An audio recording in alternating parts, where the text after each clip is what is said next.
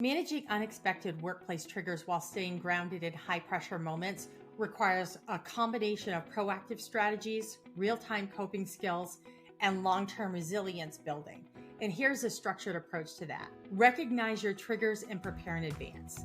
Identify what are those common workplace triggers that you have. Tone of voice, sudden deadlines. It could be certain authority figures.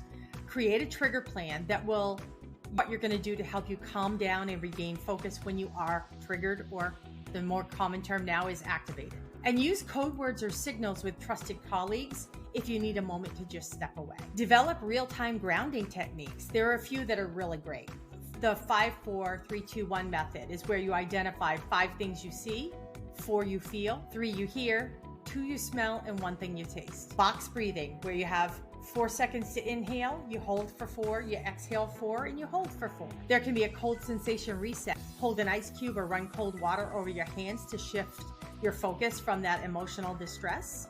Or it can be tactile grounding, keeping a smooth stone or even a small object to touch as a sensory anchor. And it can be something cute that's just going to be on your desk that nobody will know what it's for. Set healthy boundaries. Politely pause conversations when they're escalating and say, I need a moment to process this. Can we revisit this in 10 minutes or whatever time frame is appropriate? Use email instead of in-person discussions if verbal confrontation is triggering for you. I always keep it professional. Ask for clear expectations and structured feedback to reduce any ambiguity-based stress. The next thing you can do is create a psychological safety net. Identify a safe space at work, a quiet room, a private corner. For some people, it's going out to your car, where you can reset.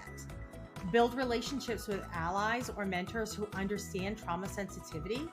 And if you need to, request workplace accommodations like flexible deadlines and alternative communication style. Reframe high pressure moments. Replace self-criticism with self-compassion. I'm feeling overwhelmed, so I have the tools to get through this. And that talks you through, get out your toolkit and work through that with whatever you've identified. Break tasks into micro steps to reduce cognitive overload, and remind yourself the situation is temporary and you are safe.